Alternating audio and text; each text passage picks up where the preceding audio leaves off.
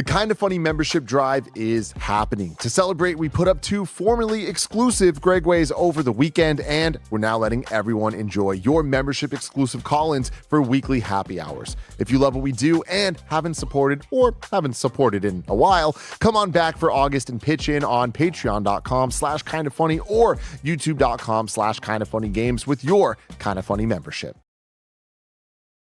Today's stories include Roger has played Red Dead. Nope, that's not right. Why'd I put Reed? Reed Rising Deluxe. You know what I mean? Dead Rising Deluxe Remastered. Red Dead Redemption might finally get a PC port, and a legendary Pokemon voice actor has sadly passed away. We'll have all this and more because this is Kinda Funny Games Daily.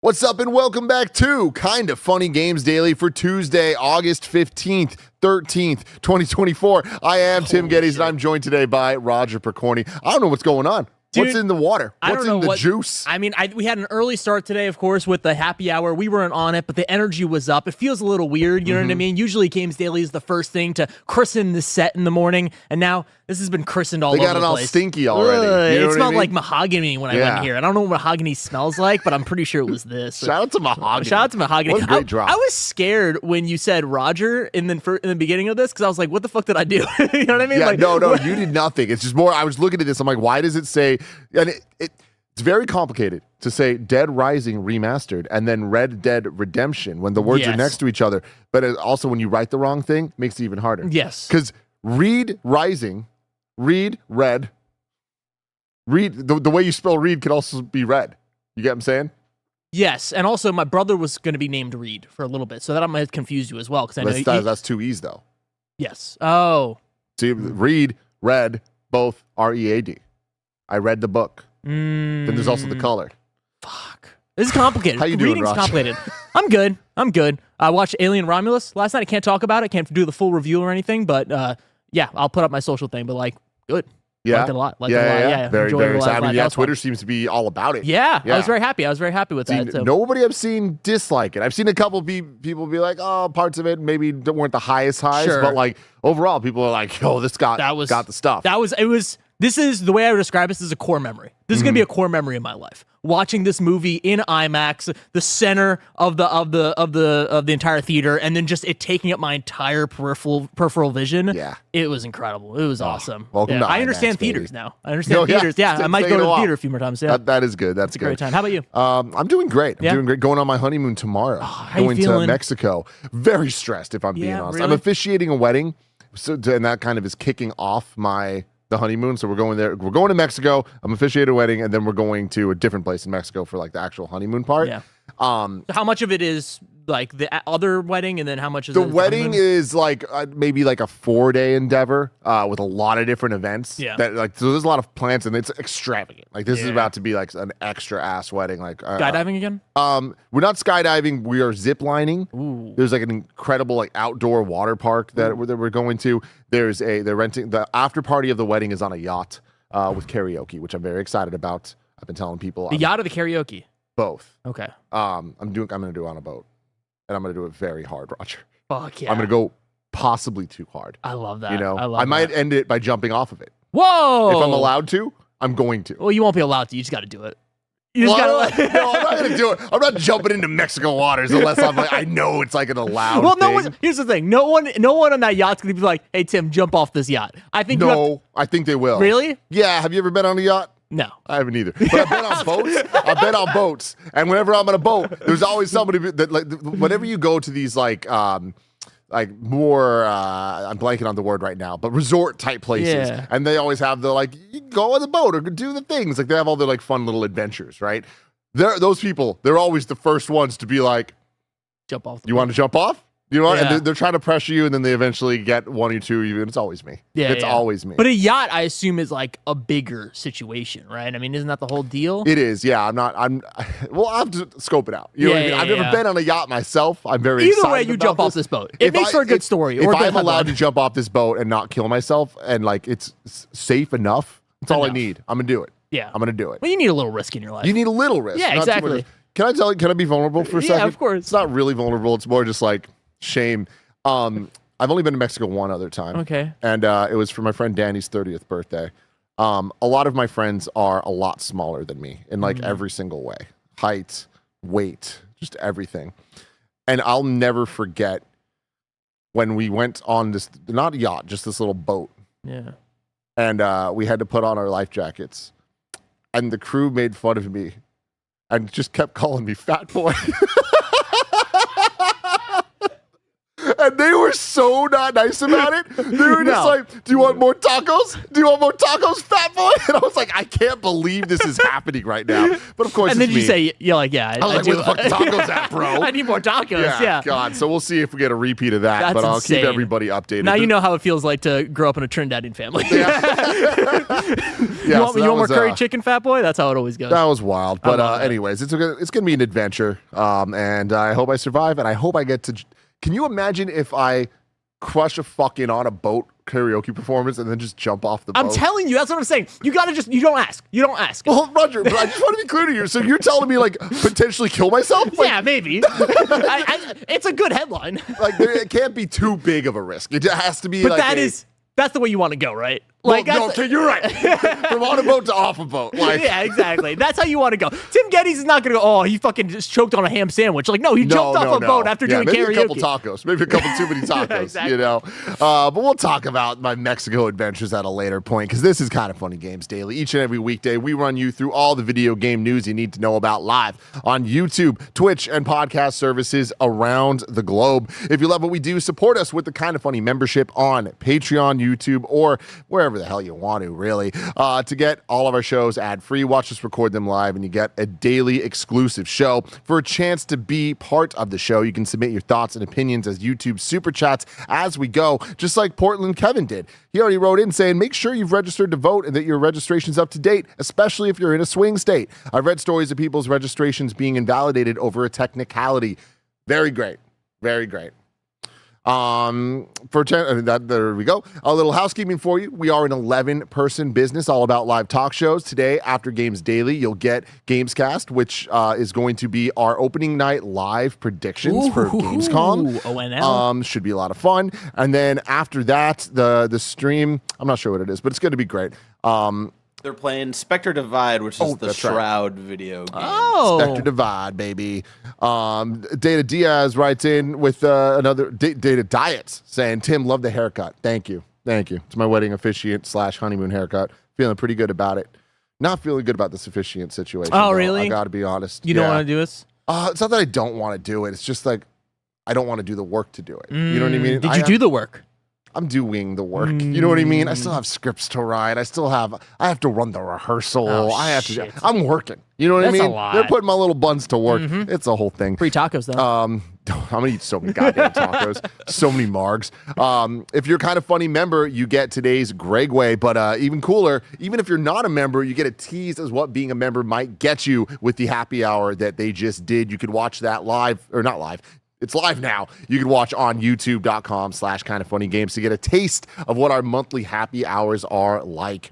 Thank you to our Patreon producers, Carl Jacobs and Delaney Twining. Today, we are brought to you by Monster Hunter Now, but we'll tell you all about that later. For now, let's begin with what is and forever will be the Roper Report. It's time for some news. We have 6 stories today. A baker's dozen. Wait. Was that our first, like, multi-baker's dozen? That was a family affair, it sounded like. Who was that, Bear? That was Jackson Hampton, I believe, shit. Probably with their child. That sounds like it. Oh, I thought that was like a voice modulation system. That was sick. Either way, I fuck with that. That was awesome. That was really good. That was an awesome one. Story number 1. Roger Picorni has played Dead Rising Deluxe Remaster. But before I get to your thoughts, I wanted to read a little bit about a news story that IGN dropped from Taylor Lyles. And also, if you guys have questions, put the super chats in. Super chat them in. Super chat away, everybody. Roger's been playing a lot of this, right? Yeah, I played the first 4 hours, the first 2 cases pretty much from day 1 to day 2 at 11 a.m. So a decent chunk of the game, the first not act, but close to it. Yeah, pretty good. Yeah, so we'll get to that in just a second. But first, Taylor Lyles from IGN reports that Dead Rising has the original control scheme. If you're looking forward to playing Dead Rising Deluxe Remaster, aka DRDR, Doctor, but wish to use the original control mechanics, you're in luck. The upcoming remaster includes a feature that lets players choose whether to use the control layout from the original game in the settings. Players will have two options, standard and classic, as shown in the image they have on IGN. The former is the new control scheme, which includes quality of life improvements to Dead Rising's gameplay, such as the ability to move while aiming. The latter is a control scheme similar to the one used in the original 360 version and the 2016 HD re-release. Of course, switching to classic controls comes with its drawbacks, most notably, you can't move while aiming, just as it was in the original game. Additionally, the classic control scheme will not allow players to tweak the button assignments as the standard control type offers. So, did you play around with that stuff at all? No, not at all. You went full modern? Yeah, dude. I am not. Listen, I love Dead Rising, and we'll talk about it. Let's just get into it, Let's just get into it, Yeah. Raj. So my history with Dead Rising is pretty vast. I love the original Dead Rising game. It was the first game that when I got an Xbox 360, my dad got it for me. We went to GameStop and said, you get one game. And I was like, Hitman Blood Money or this coolest game that has the coolest cover in the world, Dead Rising. Okay. And I'm like, I'm going to get Dead Rising. And I love Dead Rising. I played the first probably like 6 hours of this game, maybe 100 times. It's one of those games where I don't think I've ever actually finished Dead Rising, officially, but I've just played that first 6 hours. How old were you? Sorry if you already said this. How old am I right now? No. When you were playing Dead Rising, estimate. Yeah, so I'm assuming this is a 2006-ish game, so I was 7, right there. Wow. 7. I was super young. Yeah, I should not be playing any of these games, but I had cool parents. Hitman Blood Money. Oh, I love the Hitman series as a kid. I liked Dead Rising a lot from a nostalgia standpoint, but I haven't gone back. And it's actually funny, before they announced this deluxe remaster, I repurchased it on Steam because I was like, man, the 2016 remaster. Because I was like, I want to play this again. I had the nostalgia itch. So this comes at a perfect time for me. And for the first the 2 days of this game, I'm enjoying it, but I just want to set expectations for everybody. This is not a remake. This is not a remake. I think a lot of people see the graphics, and I think it's interesting because the graphical upkeep of this game and the remaster of it all looks like a remake. It looks like Resident Evil 2. It looks like Resident Evil 3 remake. But it's not. It is a remaster full through and through. And that means that the gameplay loop is the same. That means the story is the same for the most part. This is an untouched, other than like the small quality of life improvements game, just it looks better.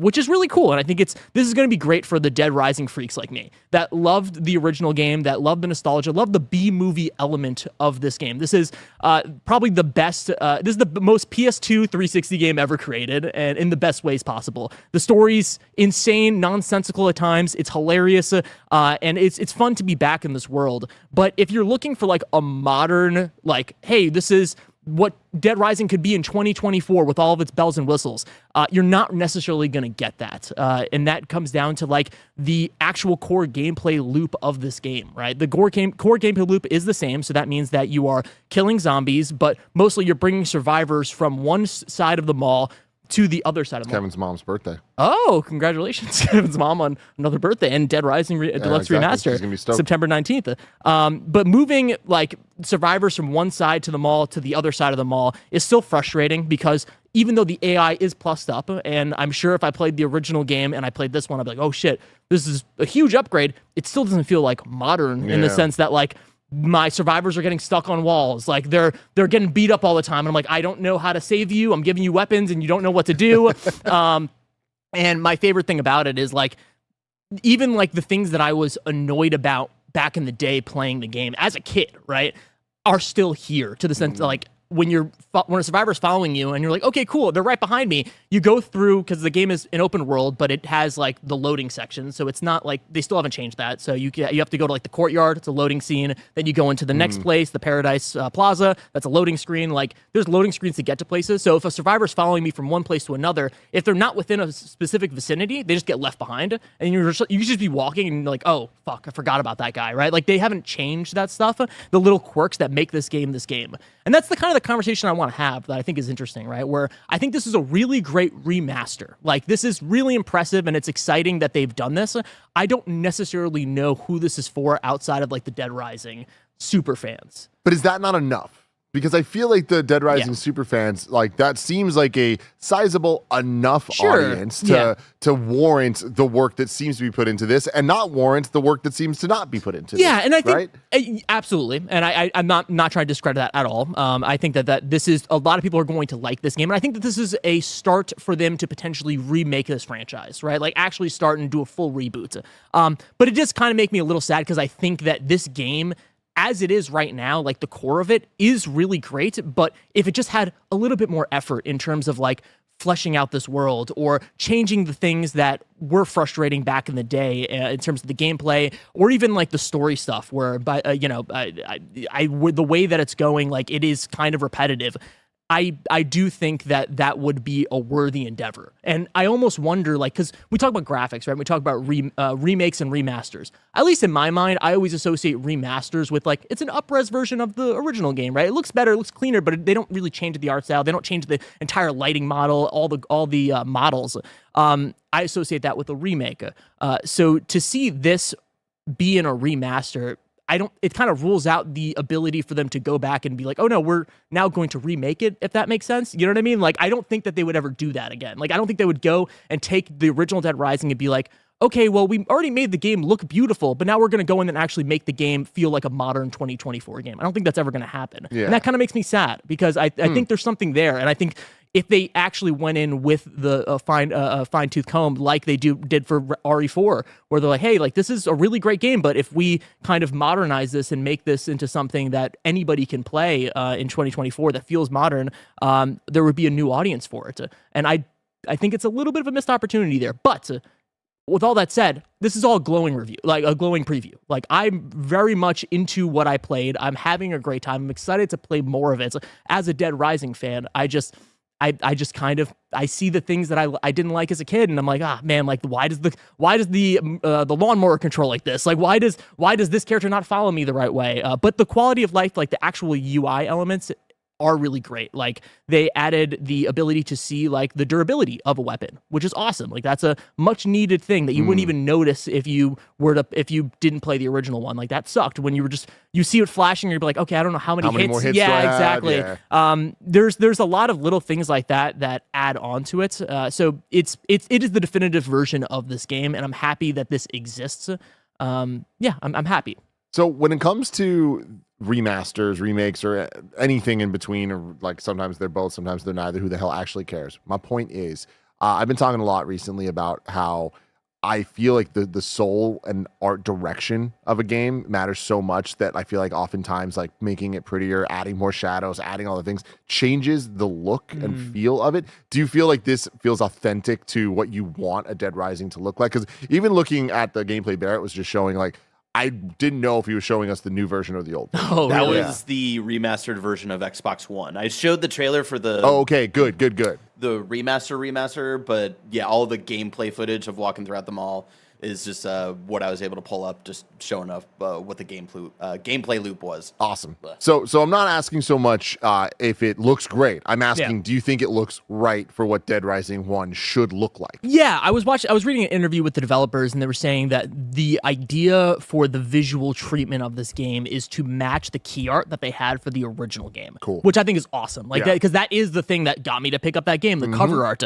And you do get that. And going to the actual like visual quality of it, it looks great. It has still that like all the character models look like Japanese developers trying to make Americans, and I love that element, right? Like you have that vibe to it, and it also still keeps like that B-movie vibe visually, but it just looks really crisp and solid. Like it does not take away from the actual art style of the original game. And also to add on to that, like they changed the voice actor for Frank, which was a big deal. I think people were not up in arms, but there was like, why do they do that?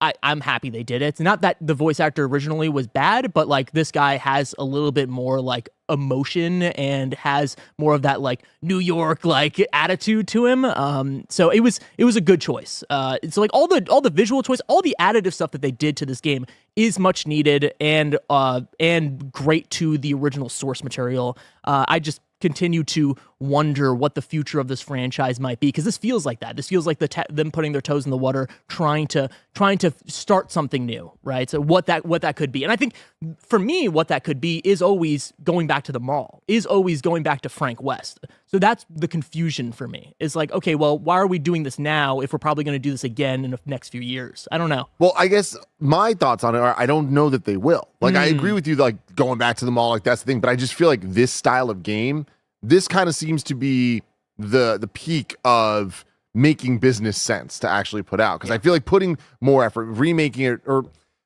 I think the idea of remaking, let's take that out entirely. More rebooting. And like actually going back to the mall and doing a Frank West story in the Dead Rising world that might take inspiration from the first game, but is a brand new thing to be more modernized. Because I feel like a lot of what you're saying isn't necessarily like, oh, just the quality of life stuff, but it's also like add more modern missions, more modern things to do in the mall, you know? I don't know that type of game has a place with the budget that would be necessary to reach the audience when there has been multiple remasters, multiple HD versions or whatever, and Capcom has other zombie properties as well that do sell in the millions, right? Like I don't know that we'll ever see a major Dead Rising again. To me, this seems like we got the thing. Yeah, no, that's so interesting. Yeah, I think this also stems from the, remember they did that survey back in the day where it was like, what are the things you want remastered or franchises to come back? It was Dino Crisis and Dead Rising. Those are the top two, I believe. I know Dino Crisis was one. I believe Dead Rising was at least the top three. So there is this need from the community for this thing. So I could see that of them just, hey, this is the thing, and we're just backing off from this. But that's a perfect point, though, just real quick, because like Dino Crisis, I am one of those guys that's like, where's Dino Crisis? But I also... Let's be real. If they put out a Dino Crisis, it's not going to do that great. No, absolutely not. It has the potential. I mean, here's the problem. Why don't we get dinosaurs? Dinosaurs are the coolest thing ever. How come we haven't figured out the dinosaur game? You know? Put Frank West in there. I mean, maybe that's all we got to do. That's all we got to do. Yeah, I know. That's an interesting point. I haven't even considered that, right? Because I'm such a Dead Rising freak that I'm like, oh yeah, duh, they're gonna remake this. They're gonna reboot this entire franchise. It's a foregone conclusion. But I also think that there is something unique to Dead Rising that is also this fulfillment of what video games can be for the next generation. That's the reason I picked that game up originally. Was I can be in a mall, it's open world, and I can pick up anything. In reality, you can't really pick up anything. Like, it's like everything. Like, it's, you know. Also open zone, let's be real. Okay, no, we're not having this conversation. But you can pick up a lot of things, and like the idea of that is so interesting and like something that hasn't really been done. So I guess that's my not the pushback I have for you, but I feel like Dead Rising is a perfect example of, you just said it. It was at the time next gen. At the time, it was like fresh and different. I feel like all the gameplay elements of it are now just kind of normalized across games just in general. Yeah. Right? Of like being able to pick up more things than just the shiny thing that you're supposed to pick up. Yeah. That's just kind of games nowadays. Yeah. You know what I mean? So I feel like the novelty and what made that so big and special at that time now just doesn't, it feels kind of par for the course and expected from most genres out there. Yeah, no, I completely agree. And I think that's what also makes this remaster quaint, going back to it, right? Because like, I even as a kid, I remember being confused by the design decisions that they had, where you would go into a shoe store, right? And there would be like 4 aisles of shoes. And you'd be like, okay, cool, it shows me literally like a brown shoe. I put on the brown shoe, cool. Let me go to the next aisle. It shows me a white shoe. I press the button, it's still the brown shoe. So it's like, oh, there's only like one shoe per store. You know what I mean? Like, it feels very limited, even back then, and even especially now today, and they haven't updated any of that stuff. So I do think that there is room for a remaster or a reboot of Dead Rising in 2024 to wow us. It just has to have all of that effort. It has to feel like, oh no, every single thing I touch can be worn. Every single thing I touch can be picked up and used as a weapon, can be crafted like Dead Rising 2. Like, there is a world where people are very excited for a new Dead Rising. And I think now, as I'm speaking through all this, right, I can see the reason why they did it like this even more, because they're like, hey, no, this is what we used to do. Look what we can do in the future. Like, what if we actually put hundreds of millions or whatever it is, like a lot of money into this new game that has, I don't know, procedural generation, that you can pick up anything and everything and use it in any which way, and kind of comparing and contrasting it with the original game. It's interesting, but I'm very excited for the people like me that love the original game that are able to pick this up, and potentially the new people that are interested in it because of how it looks. Are you planning on beating it for the first time? Yes. That. I have heard things about the ending of this game and how it changes and everything, so we'll see if I actually do it, but I'm interested, and I'll keep you guys updated on what I actually think about the full review when the time comes. Hazer in the super chat saying, Spear Hunter says it's too easy now. Thoughts? Interesting. Yeah, I could see that. I chalked up a lot of me being able to beat bosses really fast of feeling like, oh, I know how to play video games now. You know what I mean? Like, I'm good at games now. Back then, I was stupid at video games. Now I'm really good. So I have seen that. I'm a gamer now. I have seen people online say that, like, oh, no, the game is easier. So I guess it is. And I think also a lot of that is the walking and shooting, right? Especially the early mission. Oh, yeah. The first one, the first big boss that you have is a guy on top of like a roof, and then he's shooting down at you. And that was always frustrating to me as a kid because I had to kind of wait and then find the right place. And then now you can walk around and shoot. It's like, oh no, bang, bang, bang, bang, done. But yeah, I did notice that the game is a little bit easier and breezier, which I don't think is a bad thing. Again, this is a very old video game that can be very frustrating at times. So making especially boss battles easier, that's fine. I think the challenge comes with trying to get all the survivors and trying to get everything in that world for sure. Yeah. Well, good stuff, Raj. Yeah. Everybody stay tuned for a little Dead Rising Deluxe Remastered. What a name. I love it. I love it. I mean, that's a great name for it, honestly. It is a Deluxe Remaster. Yeah. Now we're going to get a bunch of other Deluxe Remasters, and that's going to be another. We'll see. We will be back with story number 2, but right after a word from our sponsor. This episode is brought to you by Monster Hunter Now. There's never been a better time to jump in and play Monster Hunter Now. The game allows you to embark on a global quest in the real world to track down and hunt monsters from the Monster Hunter universe with your friends. For a limited time, earn a powerful Mr. Beast sword and shield, the perfect starter weapon for new hunters via the Mr. Beast quest line. Check this out. Wait. Late for work. Then Monster Hunter Now. Boring date. Then Monster Hunters Now. Then now. Then now. Then now. Then Not now. Then now.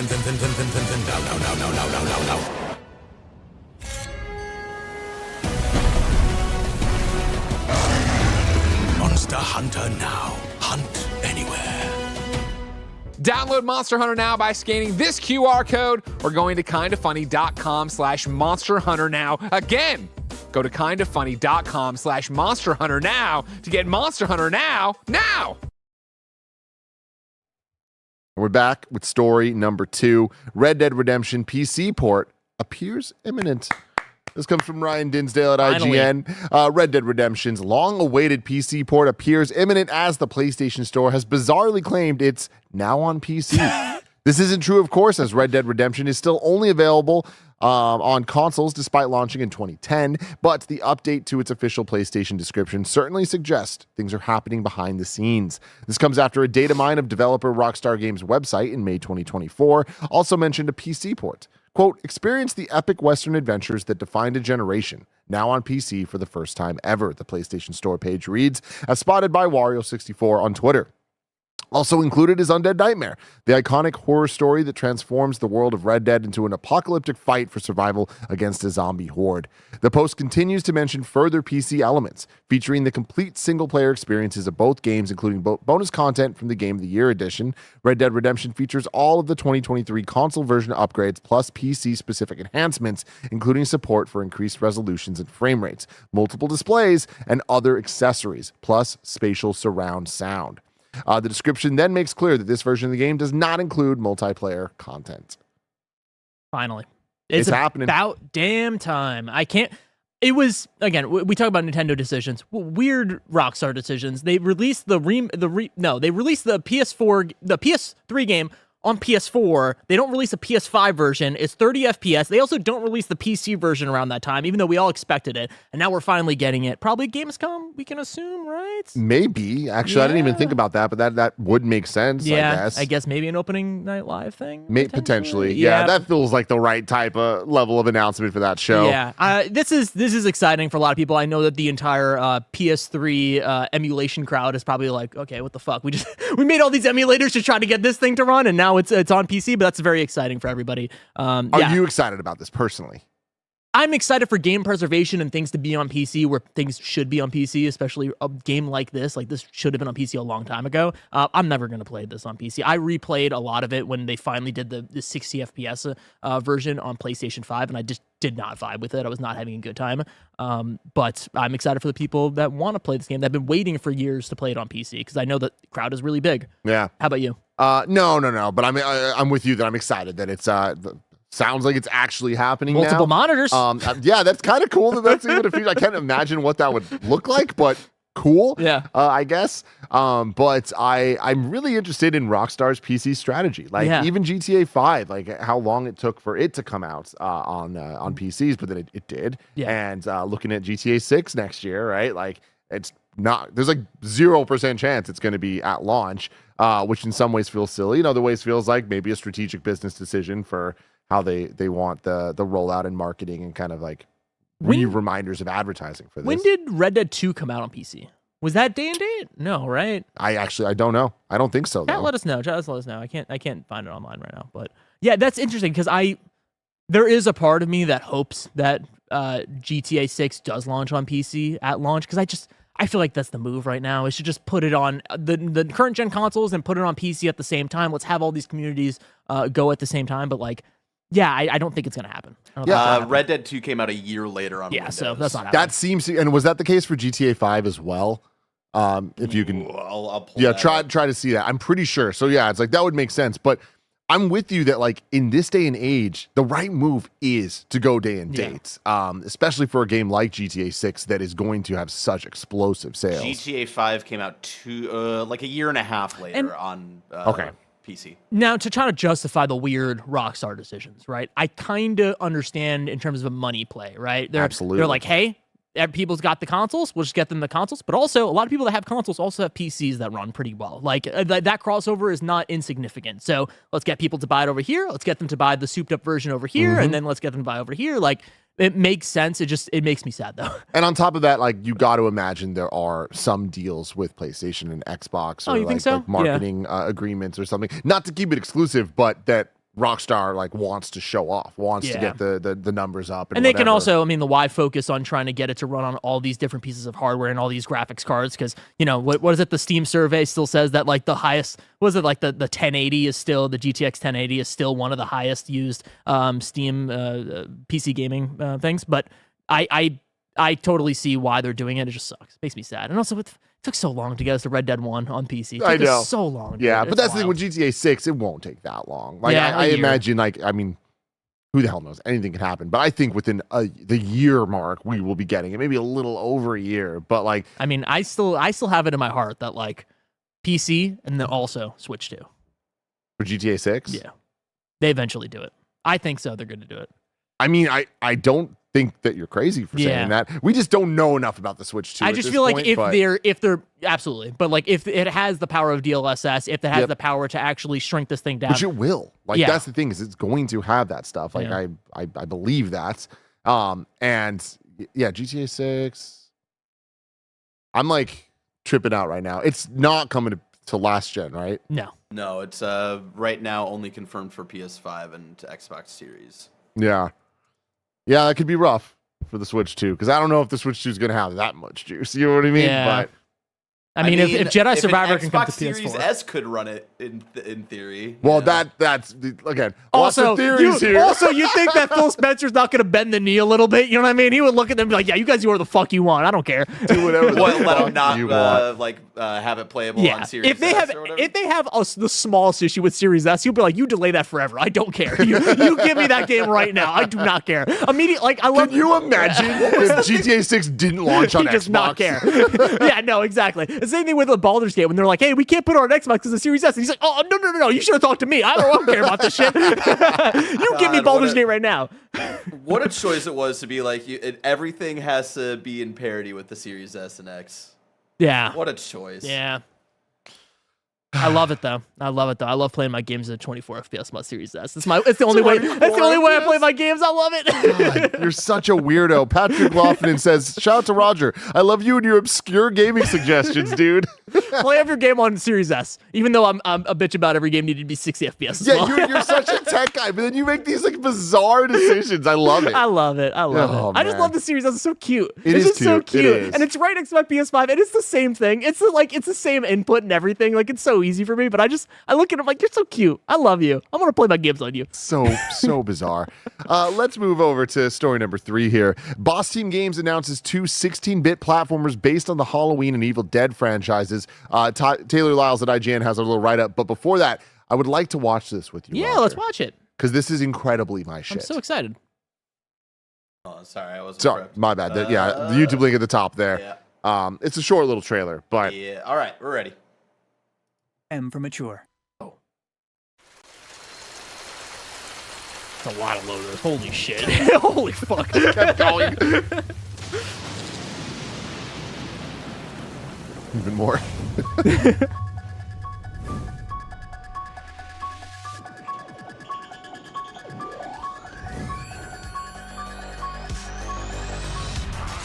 Whoa. Holy shit. Okay, I wasn't sold on it when you just said it, Tim, but watching this, I'm like, oh, this looks Oh, that's sick. awesome. Yeah. Whoa.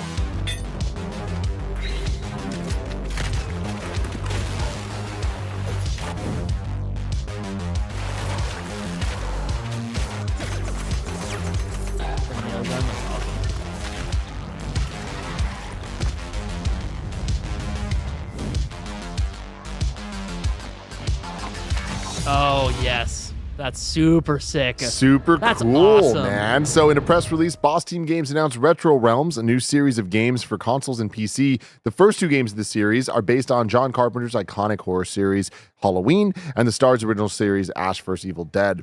Everyone at Boss Team's Games are huge fans of horror, and getting to work with these legendary properties is a dream come true. This comes from Boss Team Games CEO Steve Harris.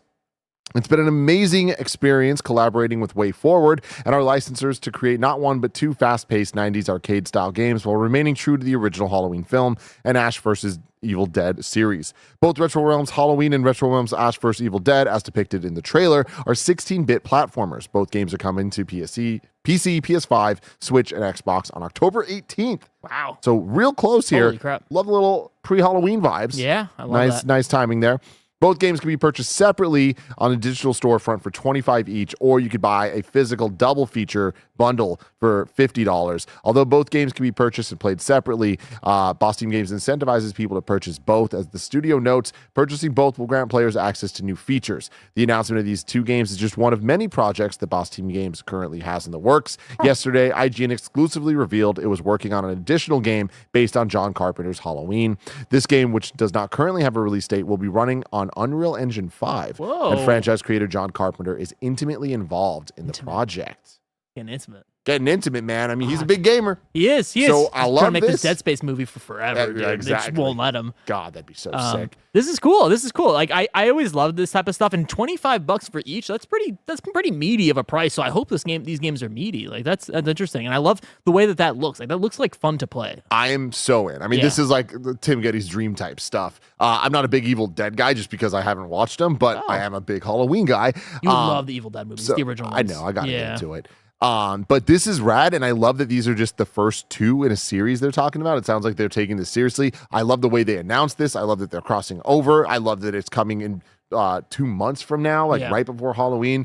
But just the idea that we're getting IP-based 16-bit platformers that look like there's a lot of love and care being put into them in 2024, I'm so stoked. Especially Way Forward's been killing it for years, but I love projects like this. I think that this is like super, super cool. And I feel like I as excited as I am for this, I'm more excited for even just the potential of the future of like what more they can do. Yeah. But that Halloween game is a day one for me. Yeah, especially if they can keep on like having them cross over, right? Like I don't know what the extent of the crossovers look like. I mean, it looked like they had one from one of the characters in the other game. Like maybe you could just play as the different characters. I imagine if you buy both, that's at least one of the features. Yeah, but I can see that. Like I see that being really cool. Of like, hey, like okay, there's a new Alien movie. Boom, like here we just do an Alien one, and now you can play as all the different characters. You play as Michael Myers in Alien. Like I know that gets weird with licenses and stuff, but it sounds like they have them though. I mean, like Retro Realms is the series of games, so like the Realms is like, all right, cool. Yeah, I mean, I think a lot more IP holders are willing to do this type of stuff after Fortnite. So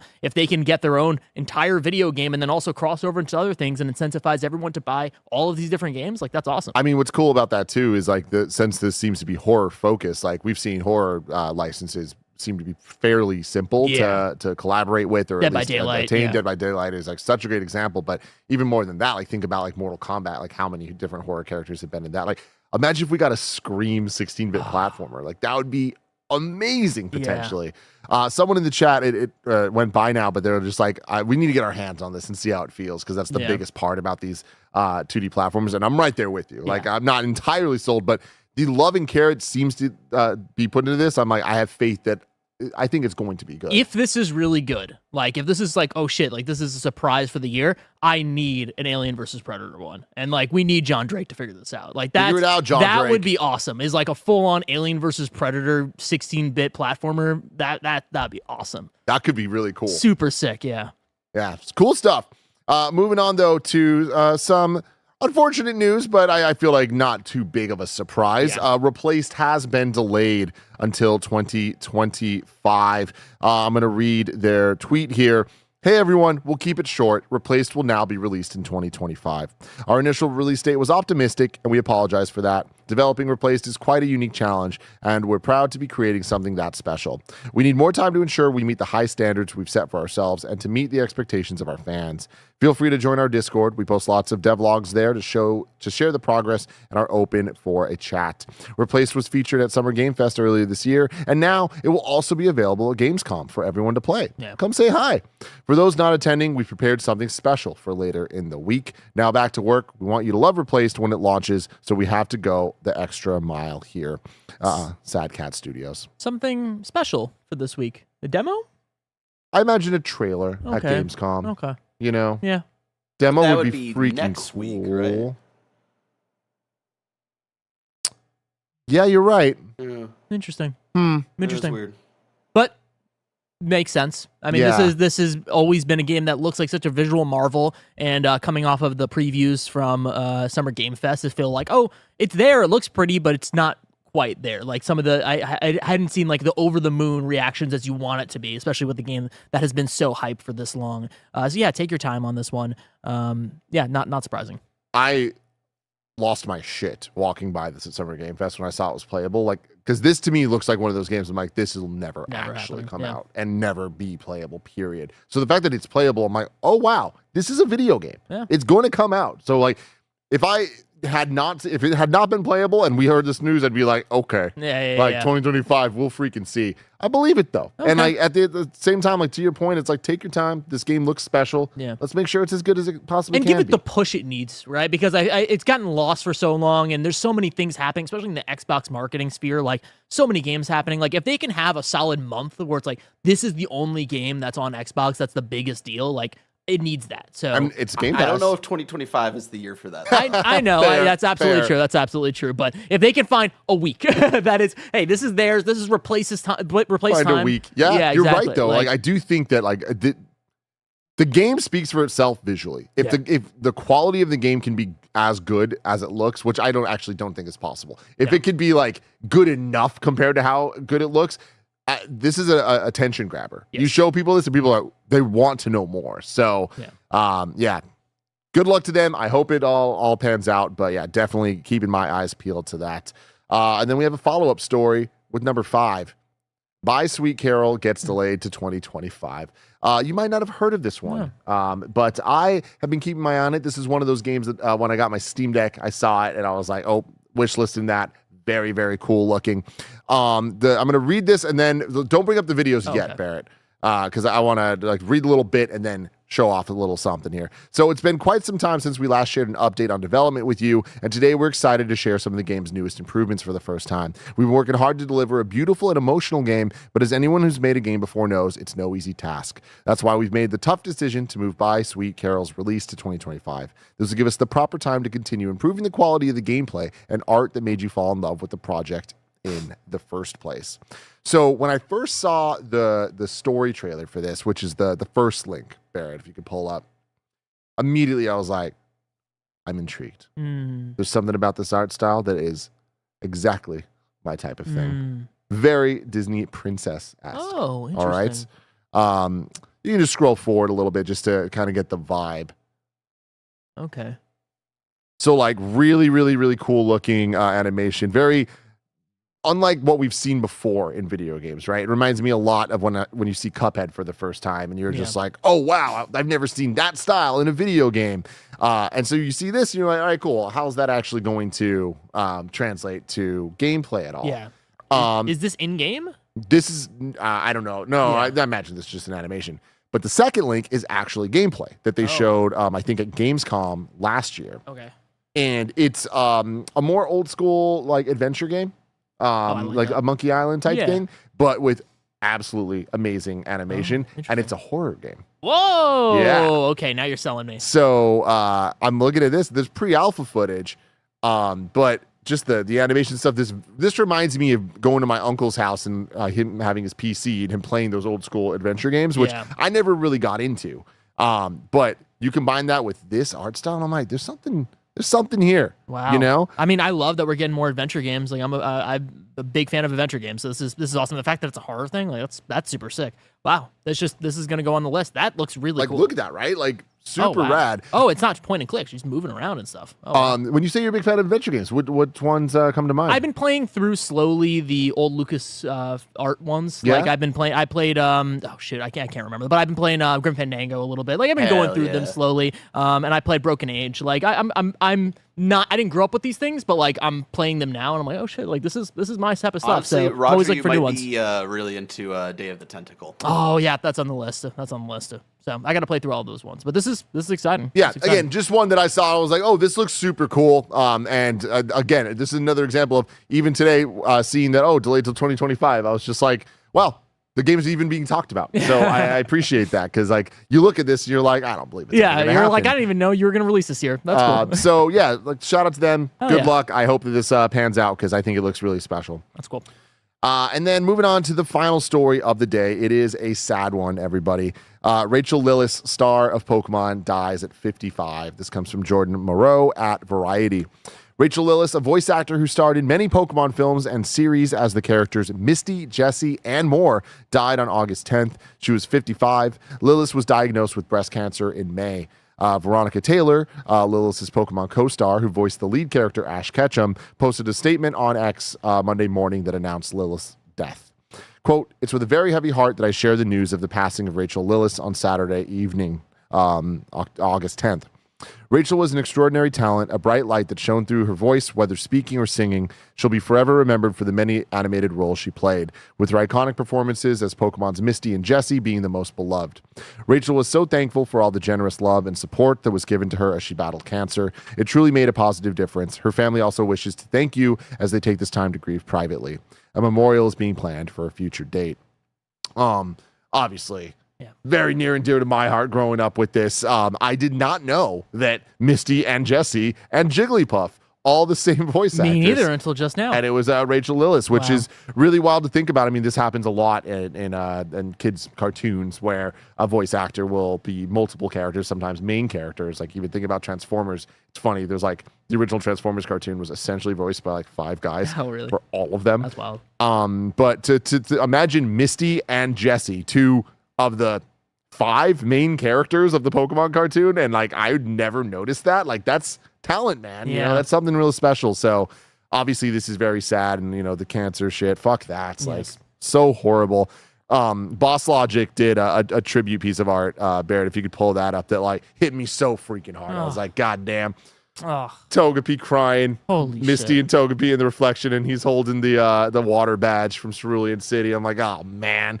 Heartbreaking. Went down a sad path, as I often do last night, Raj, and I watched the episode where Misty says goodbye to Togepi, the evolved Toga chick, actually, and like lets her go, and has a very nice moment of just being like, like you're never really gone, like type of dialogue, and I'm just like, God, there's always that moment. How does that always happen that there's something that just hits that damn hard? Yeah, man. Heartbreaking. It's heartbreaking. Hug your family, man. It's rough out there. Hug your family, everybody. But there's not even a great way to transition. No, we're going to the Wii That News. was big. We're going to Wii News. Yeah, we just got to go to the Wii News, yeah. Some cool Wii News for you here. Okay. We have a Zelda Echoes of Wisdom pre-order bonus from Best Buy. No. If you pre-order, you get an acrylic diorama that, I'm going to be honest, is cool. It could be cooler. Yeah, it doesn't look cool. I have a link there, Barrett, if you want to. I'm pulling it up. Yeah, it's fine. You know what I mean? Wait, what? Mm-hmm. Yeah. What? No. So. No. No. No. Yeah. No. That's awful. So if you want to pre-order, you can get that. No. I mean, well, that's a mock-up, right? So, like, the acrylic element of it, you're not going to see that much. But still, it's like, yeah, sure. Yeah. That's fine. All right. And then next up, Canadian VR studio Archaeact is shutting down after over a decade. The company laid off an undisclosed number of workers in January, but will now be pulling down the shutters for good.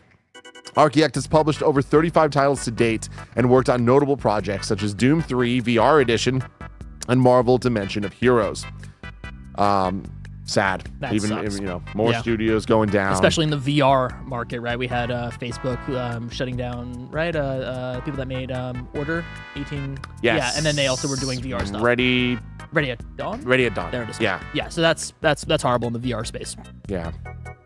And then the final bit of Wii news here, the Final Fantasy VII Rebirth director, Naoki Hamaguchi, said that Rebirth took 4 years to develop in parallel with Final Fantasy VII Remake Intergrade. He says that they are considering using Unreal Engine 5 for the final game, but believes what players want most is for them to deliver the game in good shape as soon as possible. He says he'll make a decision based on whether it'll be faster to switch engines or whether it's best to make it all at once as it is now. This comes from Genki Japan's Twitter. That's an interesting question. Do you want that? Do you want them to go Unreal Engine 5 for the last one, or do we just stay as is? Because right now, after finishing Rebirth, I enjoyed the visuals, but there were definitely moments where I'm like, oh, this looks dated already. So if we're going another 4 or 5 years from now, like, I don't know, maybe they do make that switch. I could not disagree more. Really? I think that Rebirth is stunning, and I can't believe the production value of it. And like, there was nothing about it that I was like, oh man, I'm mad this looks this way. No, I wasn't mad. I'm just saying, like, the movement of it, like when you're playing the game, oh, it looks amazing. But then you stop and you look at things like, oh shit, like that does feel like a last generation game. Yeah, I guess it just didn't bother me because like the direction of it all is like, I love how it looks. So my answer is like, I always want things to look better. So, but I also want this game. So it's like, I feel like the move is probably just staying where they're at. And especially if Hamaguchi is staying on the project, which it sounds like he is, which was not the case for the first game. He worked on it, but like if part 3 has more of the same team and the same roles as part 2 does, which seems to be the case, I would say, unless that they are confident that Unreal Engine 5 is going to be a fairly seamless transition for them, just stick it out and get this done. Yeah. Like, this is a project that has been very long in the making, but also they've done a great job of getting these things out. So I would love for part 3 to come out with the same kind of length in between as part 1 and 2 did. And yeah, I mean, like, I think that it looked great. So it's like, I don't think it needs to look any better than I it also did. wonder what the strategy is at Square Enix, and we saw the sales numbers, and they weren't abysmal, but they definitely were not where they wanted to be. So I wonder if it is, hey, let's just finish this up, and then we can sell this all as a package for $100, and then just maybe that will increase the sales, or if they're like, we need to take a step back just for a little bit, just to kind of get people even more hyped about the potential finale, and then kind of then going for it. I don't know. I wonder where they're looking at. I don't know, but I mean, at the end of the day, like, I feel like the tech is not the problem with the Final Fantasy VII project, right? So I feel like, which is good, because I think that there's been a lot of engine problems with Square in the past. So at the end of the day, the fact that it took 4 years to develop Rebirth in conjunction with Intergrade, that's wild to me. So the studio RGG was making it, they would have made 4 games in that meantime, though. You know what I mean? So, Raj, Let's sit back at some point today. I don't remember what it was. It must have been during the ad break. Yeah. I was talking to you guys about my Steam Deck because I'm going on vacation. I've been talking about this. And like I talked to you guys on Games Daily. Is he doing it? And well, I was saying he's gonna say something that's gonna get your hopes up. Is he gonna I did not do anything. I'm literally doing the thing I said I wasn't gonna do, which is I wanted to have a pointed goal of a game I'm gonna play on my trip, and that's what I'm gonna do. And what I didn't want to do is just download a bunch of games and just end up not playing any, just kind of whatever. So I already started downloading a bunch of games. I did download Elden Ring, Andy. I did download it. I downloaded Nine Souls, Barrett. I did download it. Look at me. I'm here. But last night, Roger, I want to let you know, I was thinking about every single person in Kind of Funny, and I was like, who can I make happy? Who do I want to make happy? Who do you want to really, make happy? it's about me. I want to make myself happy. But I was looking at Yakuza. Which one? And that's my problem. I typed it into Steam, and there's so many of them. And I'm like, where do I start? I can tell you. I can tell you. Tell me, Roger. Ah, shit, I can't tell you. I don't want to say 0, but I know it's going to lose you. I want you. Infinite Wealth is just so good. Yeah? Infinite Wealth is so fucking good. And I know you haven't played any of them, but I kind of want to tell him to play Infinite Wealth, everybody. I know 0 is the answer. The but chat's bobbing off with some zeros. But Infinite Wealth is just so, it's such an easy way to pick it up. Why would 0 lose me? I just feel like Infinite Wealth is your shit. I just know you, and I feel like you would enjoy that one more. Okay. I feel like you're gonna get lost with 0. You're like, oh, this is good. Not for me. And I see that. I see that in your future. Okay. Infinite Wealth, you're gonna be like, oh shit, we're saying 7. No, don't play 7. I think all of them, just like blessing me, Tim will play 5 hours of. Well, you guys no matter which one he would start, he'd play 5 hours of it and be like, this is neat, and then just never touch it. But that's fine though. That's fine. You know? If I have a fun 5 hours. And Ichiban is so good. You would love Ichiban. Ichiban sounds like my guy. Ichiban is the fucking guy. He's your guy. He's naked. He's fucking so sick. The real answer, if the chat is listening, 0. You play Infinite Wealth.